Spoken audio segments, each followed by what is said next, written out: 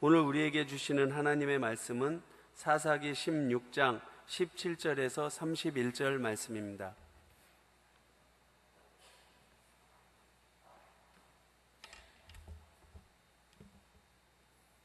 성경 말씀 봉독해 드리겠습니다. 삼손이 진심을 드러내어 그에게 이르되 내 머리 위에는 삭도를 대지 아니하였나니 이는 내가 모태에서부터 하나님의 나시린이 되었음이라. 만일 내 머리가 밀리면 내 힘이 내게서 떠나고 나는 약해져서 다른 사람과 같으리라 하니라. 들릴라가 삼손이 진심을 다 알려주므로 사람을 보내어 블레셋 사람들이 방백들을 불러 이르되 삼손이 내게 진심을 알려주었으니 이제 한 번만 올라오라 하니 블레셋 방백들이 손에 은을 가지고 그 여인에게로 올라오니라. 들릴라가 삼손에게 자기 무릎을 베고 자게 하고 사람을 불러 그의 머리터 7 가닥을 밀고 괴롭게 하여 본즉 그의 힘이 없어졌더라. 들릴라가 이르되 삼손이여 블레셋 사람이 당신에게 들이닥쳤느니라 하니 삼손이 잠을 깨며 이르기를 내가 전과 같이 나가서 몸을 떨치리라 하였으나 여호와께서 이미 자기를 떠나신 줄을 깨닫지 못하였더라. 블레셋 사람들이 그를 붙잡아 그의 눈을 빼고 끌고 가사에 내려가 놋줄로 매고 그에게 옥에서 맷돌을 돌리게 하였더라. 그의 머리털이 밀린 후에 다시 자라기 시작하니라. 블레셋 사람들이 방백들이 이르되 우리의 신이 우리 원소 삼손을 우리 손에 넘겨 주었다 하고 다 모여 그들의 신 다곤에게 큰 제사를 드리고 즐거워하고 백성들도 삼손을 보았으므로 이르되 우리의 땅을 망쳐놓고 우리의 많은 사람을 죽인 원수를 우리의 신이 우리 손에 넘겨 주었다 하고 자기들의 신을 찬양하며 그들의 마음이 즐거울 때 이르되 삼손을 불러다가 우리를 위하여 제주를 부리게 하자 하고 옥에서 삼손을 불러내매 삼손이 그들을 위하여 제주를 부리니라. 그들이 삼손을 두 기둥 사이에 세웠더니 삼손이 자기 손을 붙든 소년에게 이르되 나에게 이 집을 버틴 기둥을 찾아 그것을 의지하게 하라 하니라. 그 집에는 남녀가 가득하니 블레셋 모든 방백들도 거기에 있고 지붕에 있는 남녀도 3,000명 가량이라. 다 삼손이 제주 부리는 것을 보더라.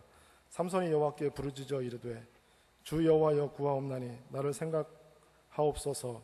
하나님이여 구하옵나니 이번만 나를 강하게 하사 나의 두 눈을 뺀 블레셋 사람에게 원수를 단번에 갚게 하옵소서 하고 삼손이 집을 버틴 두 기둥 가운데 하나는 왼손으로 하나는 오른손으로 껴 의지하고 삼손이 이르되 블레셋 사람들과 함께 죽기를 원하노라 하고 힘을 다하여 몸을 굽히매 그 집이 곧 무너져 그 안에 있는 모든 방백들과 온 백성에게 덮이니 삼손이 죽을 때 죽인 자가 살았을 때 죽인 자보다 더욱 많았더라. 그의 형제와 아버지의 온 집이 다 내려가서 그의 시체를 가지고 올라가서 소라와 에스다올 사이 그의 아버지 마노아의 장지에 장사하니라. 삼손이 이스라엘의 사사로 20년 동안 지냈더라. 아멘. 이제 남덕현 목사님 나오셔서 다시 자라나는 머리털이라는 제목으로 하나님의 말씀을 전해주시겠습니다. 하나님, 거룩한 주일 허락하여 주시고 시간마다 은혜 받게 하시니 감사합니다. 하나님, 또 오후 예배로 하나님 앞에 모여 예배드리게 하시니 감사합니다. 하나님, 이 부족한 제가 하나님의 말씀 들고 섰습니다. 하나님, 저의 부족한 모습은 모두 십자가 밑에 감춰주시고 오직 하나님의 말씀만 나타나는 시간 되게 하여 주옵소서. 감사드리며 예수님의 이름으로 기도합니다. 아멘. 삼손은 하나님 앞에 구별된 나시린입니다. 그리고 블레셋이라는 강대국에서 이스라엘을 구원하기 위해 하나님께서 특별히 세우신 사사입니다. 하나님께서는 삼손에게 나귀 턱뼈 하나로 1,000명이라는 사람을 죽일 만큼 엄청난 힘을 주셨습니다. 그런데 삼손이 하나님께서 주신 그 사명을 가볍게 여기고 죄에 빠져서 살다가 그의 힘의 근원인 머리털마저도 잘리고 그리고 원수들인 블레셋 사람들에게 포로로 잡혀가서 놀이개거리로 전락해 버리고 말았습니다. 오늘 오전에 담임 목사님께서 말씀하신 대로 절제하지 않으면 멸망당할 수밖에 없는 것입니다. 오늘 본문에도 블레셋 사람들이 삼손을 잡아놓고 얼마나 신이 났는지 함께 말씀하고 있습니다. 23절에서 25절 말씀을 같이 읽어보도록 하겠습니다. 시작. 블레셋 사람의 방백들이 이르되 우리의 신이 우리 원수 삼손을 우리 손에 넘겨주었다 하고 다 모여 그들의 신 다곤에게 큰 제사를 드리고 즐거워하고 백성들도 삼손을 보았으므로 이르되 우리의 땅을 망쳐놓고 우리의 많은 사람을 죽인 원수를 우리의 신이 우리 손에 넘겨주었다 하고 자기들의 신을 찬양하며 그들의 마음이 즐거울 때에 이르되 삼손을 불러다가 우리를 위하여 제주를 부리게 하자 하고 옥에서 삼손을 불러내매 삼손이 그들을 위하여 제주를 부리니라. 그들이 삼손을 두 기둥 사이에 세웠더니. 여러분, 얼마나 비참하겠습니까? 나를 때려도 어디 호소할 데가 없습니다. 하는 대로 당할 수밖에 없는 것입니다. 도와줄 사람 없습니다. 나를 지켜줄 법 같은 것도 포로에게는 해당되지 않습니다. 침을 뱉고 따귀를 때리고 발길질을 당하고 채찍을 맞고 칼에 찔립니다. 눈이 없기 때문에 어디서 폭력이 가해지는지 알지 못하는 상황 가운데 엄청난 두려움 가운데 삼손은 놓여 있었을 것입니다. 한때 하나님의 영광 가운데 살았던 사람이 죄로 말미암아 철저하게 무너져서 어떤 보호도 받지 못하고 놀이개가 되어 있는 삼손의 마음을 한번 생각해 보십시오. 여러분, 얼마나 비참하겠습니까? 그런 삼손에게 그 어떤 사람들도, 심지어는 이스라엘 사람들도 그 삼손에게 어떤 소망을 두지 않았을 것입니다. 삼손에게 소망을 두기에는 삼손은 이미 무너질 대로 무너졌습니다. 아무런 소망도 없는 그때 22절에는 정말 가슴이 뛰는 말씀이 기록되어 있습니다. 우리 22절 말씀을 같이 한번 읽어보겠습니다. 22절 말씀 시작. 그의 머리털이 밀린 후에 다시 자라기 시작하니라. 머리털이 다시 자라기 시작하니라. 여러분, 이것은 사람이 머리를 자르면 그냥 다시 자란다는 그런 뜻이 절대로 아닙니다. 여기서 말씀하시는 것은 하나님의 은혜는 끝나지 않았다는 것을 의미합니다. 모든 것이 끝난 줄 알았는데 그것이 아니라는 것입니다. 완전히 철저하게 무너진 삼손과 같이 소망 없는 자에게도 그럼에도 불구하고 하나님의 은혜는 끝나지 않았다는 것을 말씀하는 것입니다. 여러분, 삼손이 두 눈이 뽑히고 블레셋의 노예가 된 후에 얼마나 자신의 삶을 후회했겠습니까? 얼마나 하나님 앞에 회개를 했겠습니까? 삼손은 그제서야 하나님을 바라보기 시작했을 것입니다. 삼손은 그제서야 오직 나에게는 하나님밖에 없구나라는 것을 깨달았을 것입니다. 여러분, 분명히 죄의 대가는 있습니다. 오늘 삼손의 모습을 보십시오. 하지만 그럼에도 불구하고 회개하는 자에게 하나님의 은혜는 절대로 끝나지 않습니다.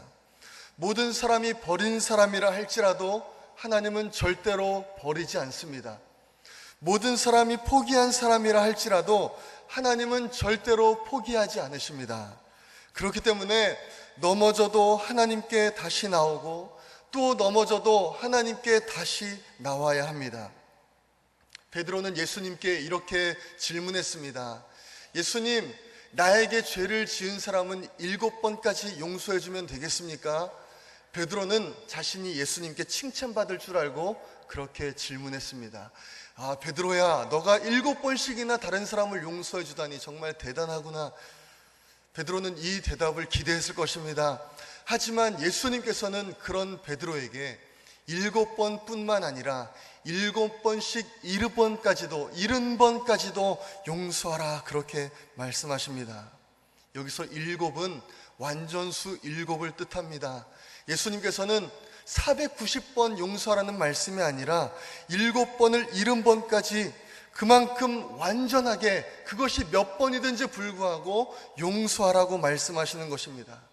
이렇게 용서라고 말씀하시는 그 분께서 어떻게 우리를 용서하지 않으시겠습니까? 모든 사람이 우리를 떠나도 하나님은 절대로 떠나시지 않으시는 것입니다. 수많은 사람들이 삼손을 영웅으로 추앙하고 따랐지만 지금 그 사람들은 아무도 없습니다. 하지만 하나님만큼은 삼손과 함께하고 계셨습니다.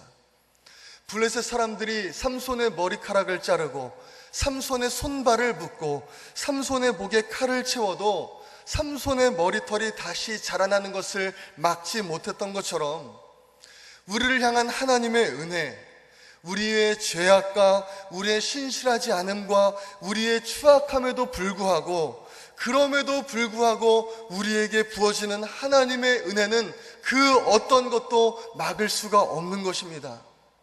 그래서 사도 바울은 로마서 8장 후반부에서 이렇게 외칩니다. 내가 확신하노니 사망이나 생명이나 천사들이나 권세자들이나 현재일이나 장래일이나 능력이나 높음이나 깊음이나 다른 어떤 피조물이라도 우리를 우리 주 그리스도 예수 안에 있는 하나님의 사랑에서 끊을 수 없으리라. 그 어떤 것도 우리를 향한 하나님의 사랑에서 끊을 수 없으리라. 사도 바울은 이렇게 선포하는 것입니다. 여러분, 삼손은 그동안 기도하지 않고 살았습니다. 왜 기도하지 않았을까요? 삼손은 충분히 자기 자신을 믿고 살 수 있었기 때문입니다. 힘이 있었기 때문에 하나님을 의지하지 않아도 되었습니다. 자신이 가진 그 힘을 믿고 살 수 있었습니다. 여러분, 돈이 많은 사람들은 잘 기도하지 않습니다. 능력이 많은 사람들도 잘 기도하지 않습니다. 여러분, 누가 기도를 많이 합니까? 건강한 사람보다 건강하지 않은 사람이 더 많이 기도합니다. 돈 많은 사람보다 돈 없는 사람이 더 많이 기도합니다. 능력이 많은 사람보다 능력이 없는 사람이 기도합니다. 여러분, 삼손도 그랬습니다. 힘이 있고 똑똑했기 때문에 그는 기도할 줄도 몰랐고 기도해야 될 필요성도 느끼지 못했습니다. 그러나 이제 아무런 힘도 없고 아무것도 의지할 수 없는 상황이 되자 삼손은 이제 하나님을 바라보기 시작합니다. 하나님께 기도하기 시작합니다. 자기의 부족함, 자기의 연약함을 깨닫는 순간 삼손은 하나님께 기도하기 시작하는 것입니다. 삼손은 이제 세상을 바라보지 않습니다. 삼손은 이제 하나님을 바라봅니다. 이전에는 기도하는 사람이 아니었지만 이제는 기도하는 사람이 되었습니다. 여러분, 우리 28절 말씀을 같이 한번 읽어보겠습니다. 시작. 삼손이 여호와께 부르짖어 이르되 주 여호와여 구하옵나니 나를 생각하옵소서. 하나님이여 구하옵나니 이번만 나를 강하게 하사 나의 두 눈을 뺀 블레셋 사람에게 원수를 단번에 갚게 하옵소서 하고. 여러분, 이 짧은 한 줄의 기도에 여러분 얼마나 많은 눈물이 있겠습니까? 얼마나 많은 후회가 있겠습니까? 얼마나 처절한 간절함이 여러분 있겠습니까? 내가 어쩌다 이렇게 되었을까? 내가 왜 이렇게 살았을까? 내가 왜 하나님의 부르심을, 하나님의 그 말씀에 귀를 기울이지 않고 내가 하고 싶은 대로 살았을까? 하나님, 저를 기억하여 주십시오. 하나님, 한 번만 저의 기도에 응답하여 주십시오. 여러분, 얼마나 이 기도가 간절합니까? 그리고 삼손은 수천 명의 블레셋 사람들이 있는 그 집을 버틴 기둥에 힘을 주는 것입니다. 우리 29절 30절 말씀도 같이 한번 읽어보겠습니다. 시작. 삼손이 집을 버틴 두 기둥 가운데 하나는 왼손으로 하나는 오른손으로 껴 의지하고 삼손이 이르되 블레셋 사람과 함께 죽기를 원하노라 하고 힘을 다하여 몸을 굽히매 그 집이 곧 무너져 그 안에 있는 모든 방백들과 온 백성에게 덮이니 삼손이 죽을 때에 죽인 자가 살았을 때에 죽인 자보다 더욱 많았더라. 삼손이 그 엄청난 기둥, 수천 명이 모일 정도 큰 집을 지탱하고 있는 그 기둥을 껴안고 기도하며 몸을 굽히는데 그 간절하게 하나님을 부르며 하나님 응답하여 주옵소서 하며 몸을 굽히는데 그 기둥이 움직이기 시작합니다. 자신의 팔에 지금까지는 힘이 들어가지 않았던 자신의 팔에 힘이 들어가고 기둥이 움직이는 것을 느끼며 삼손이 어떤 생각을 했을까요? 아, 하나님께서 역사하시는구나. 내가 버림받은 줄 알았는데, 하나님이 나를 완전히 떠나신 줄 알았는데 하나님이 나의 기도에 응답하시는구나. 내 기도를 듣고 계셨구나. 여러분, 삼손이 얼마나 감격했겠습니까? 아마 삼손은 눈물을 흘리며 하나님께 감사하며 죽었을 것입니다. 하나님의 말씀은 삼손이 죽을 때에 그동안 삼손이 살아서 죽였던 블레셋 사람보다 더 많이 죽였다, 그렇게 말씀하고 있습니다. 삼손은 그의 사명을 죽으면서 감당했던 것입니다. 하나님은 삼손의 그 기도에 응답하셨습니다. 이스라엘 그 어떤 사람들도 삼손 곁에 있지 않았지만, 삼손에게 어떤 소망을 두지 않았지만, 하지만 하나님께서는 끝까지 삼손을 버리지 않으시고 삼손을 포기하지 않으시고 삼손의 그 기도에 응답하셔서 삼손의 최후의 삶을 승리로 장식할 수 있게 하신 것입니다. 여러분, 삼손은 그리고 믿음의 영웅들이 기록되어 있는 히브리서 11장에 그 이름을 올려놓았습니다. 여러분, 우리는 삼손에 관한 말씀을 통해 거룩은 생명과도 같이 중요하다라는 것을 알 수가 있습니다.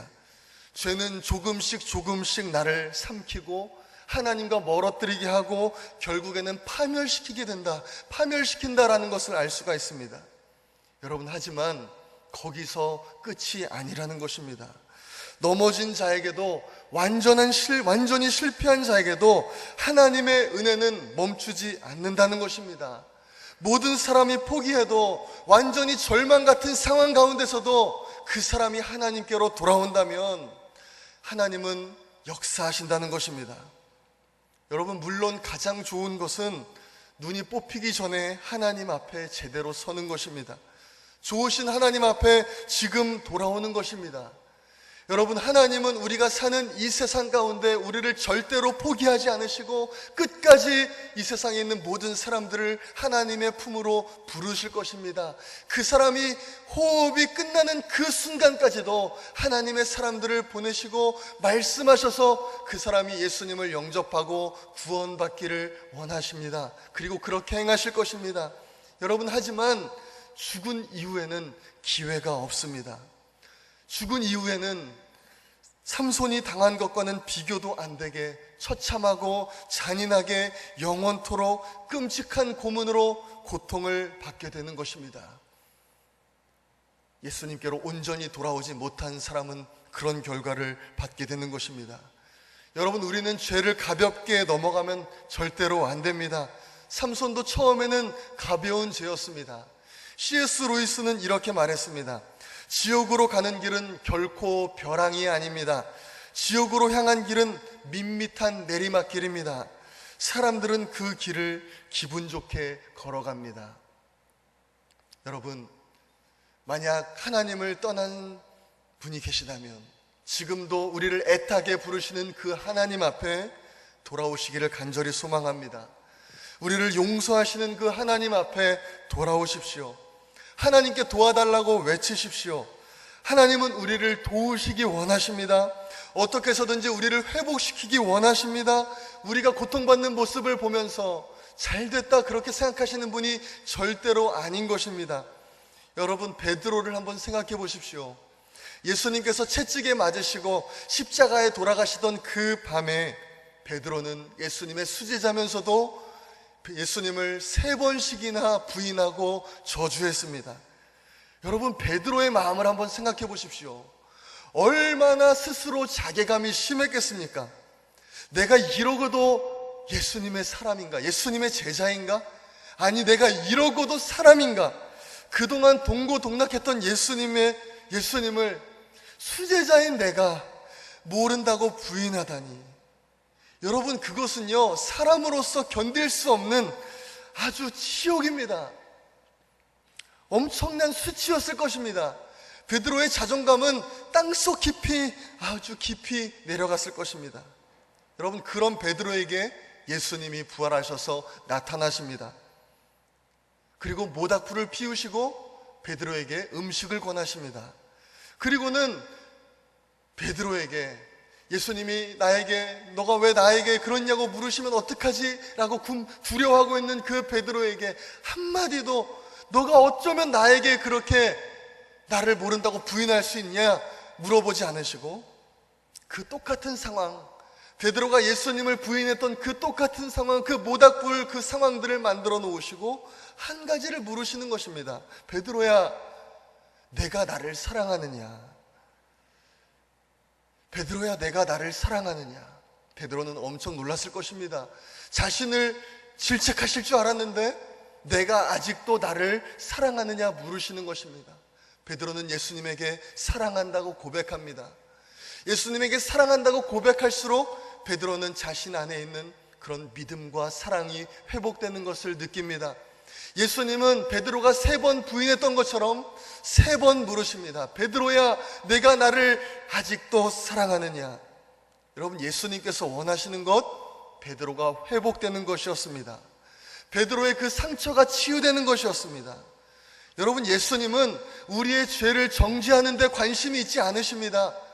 예수님은 우리가 회복되는 데에 관심이 있으십니다. 어떻게 하면 하나님의 사랑으로 다시 돌아오는가에 대해 예수님은 관심이 있는 것입니다. 여러분, 누가복음 15장에는 돌아온 탕자가 나옵니다. 여러분, 그 둘째 아들 돌아온 탕자는요, 아버지가 아직 돌아가시지도 않았는데 아버지 몫으로 나에게 돌아올 그 몫을 미리 받아다가 외국으로 갑니다. 그리고 그 모든 재산을 잃어버립니다. 여러분, 정말 불효자입니다. 돌아가시지도 않았는데 이미 나에게 올 그 재산을 달라는 것입니다. 그리고 언제 그랬냐는 듯이 외국에 가서 그 모든 돈을 다 잃어버리는 것입니다. 완전히 파멸하죠. 그 둘째 아들의 결과는 파멸입니다. 여러분, 그 탕자가 그 말씀 가운데 가장 잘한 것은 아버지께로 돌아가기로 결정한 것입니다.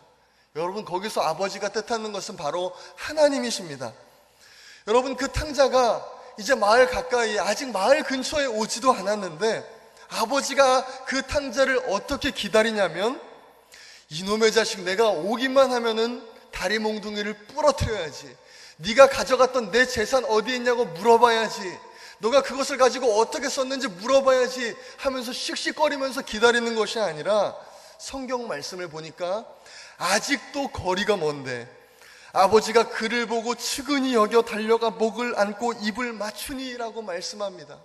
아직도 거리가 먼데, 도저히 아직도 내가 집으로 돌아갈 거리가 아닌데 아버지가 그곳에서 기다리고 계셨다는 것입니다. 내가 오늘 돌아올지 내일 돌아올지 다음 달에 돌아올지 몇 년 후에 돌아올지 기약도 없는 그 상황 가운데 아버지는 매일마다 그 아들을 멀리서부터 기다리고 계시고, 조금이라도 아들의 흔적이 보이면 그것을 달려가서 너 그 돈을 어떻게 했니? 너 나에게 어떻게 그럴 수가 있니? 라고 물어보시는 것이 아니라 아무것도 듣지 않고 측은히 여겨 달려가 목을 안고 입을 맞추는 것입니다.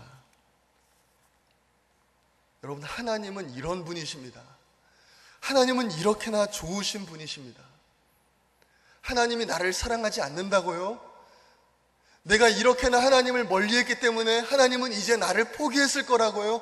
여러분, 절대로 그런 일은 우리에게 일어나지 않습니다. 하나님의 사랑은, 나를 향한 사랑은 절대로 끊어지지 않는 것입니다. 하나님은 우리를 정죄하기 원하시지 않습니다. 하나님은 우리를 도와주기 원하십니다. 우리를 세우기 원하십니다. 다시 하나님이 원하시는 그 위치에 가서 하나님의 영광을 위해 살기를 원하시는 분, 바로 하나님이신 것입니다. 하나님은 우리를 인도하기 원하십니다. 실패와 좌절의 자리에서 승리의 자리로 인도하기 원하시는 분, 바로 하나님이신 것입니다. 아무도 나를 알아주지 않고 모든 사람이 나를 포기한 그 상황 가운데서도 나의 신음과 같은 그 기도를 듣고 응답하시는 분이 바로 하나님이신 것입니다. 여러분, 우리는 어떻게 살아야 되겠습니까? 여러분, 우리는 자기 아들을 십자가에 못 박으시면서까지 나를 구원하기 원하시는, 정말 우리가 생각할 수도 없을 정도로 나를 사랑하시는 그 하나님 앞에 여러분, 우리는 어떻게 살아가야 되겠습니까? 나의 힘을 믿고 나의 지혜를 믿고 여러분, 그 삼손처럼 살아가야 되겠습니까? 우리가 그 삼손이 두 눈이 뽑힌 이후에 하나님의 사랑을 깨닫고 오직 하나님만 내 삶 가운데 유일한 나를 도와주시는 분이십니다 라고 깨닫고 고백했던 것처럼 여러분, 우리가 그때에 되어서야 하나님께로 돌아와야 되겠습니까? 세상과 두 다리를 걸치고 어느 때는 하나님을 위해 살아가고 어느 때는 내가 하고 싶은 대로 살아가다가 그런 상황 가운데 부딪히고 나서야 여러분, 우리가 온전히 하나님께로 돌아와야 되겠습니까? 여러분, 성경은요, 우리가 우리를 사랑하는 것보다 하나님이 우리를 더 사랑하신다 말씀하십니다. 내가 나의 앞길을 걱정하는 것보다 하나님이 나의 앞길을 더 신경 쓰고 있다고 말씀하십니다. 여러분, 우리가 우리의 삶을 하나님께 맡겨드리지 말아야 할 이유가 무엇이겠습니까? 우리가 나의 삶을 하나님께 올려드리고 하나님과 동행하지 말아야 할 이유가 무엇이겠습니까? 나보다 나를 더 사랑하시는 하나님, 나의 지혜보다 더 뛰어난 지혜를 갖고 계시고 내가 보지 못하는 것을 바라보고 계시며 나를 가장 좋은 길로 인도하기 원하시는 그 하나님 앞에 우리가 순종하지 말아야 할 이유가 무엇이겠습니까? 여러분, 하나님께 모든 것 맡겨드리는 여러분 되시기를 소망합니다. 하나님과 동행하는 삶을 살아가는 여러분들 되시기를 소망합니다. 하나님께 기도하는 여러분들 되시기를 소망합니다. 삼손과 같이 너무 늦기 전에 하나님을 바라보십시오. 하나님은 지금도 우리를 기다리고 계십니다. 우리를 부르고 계십니다. 하나님을 인정하십시오.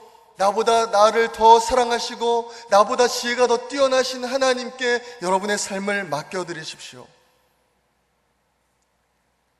그런 분들은 반드시 하나님을 의지하고 기도하고 순종하는 분들은 반드시 하나님께서 승리하는 삶으로 인도하실 줄로 믿습니다.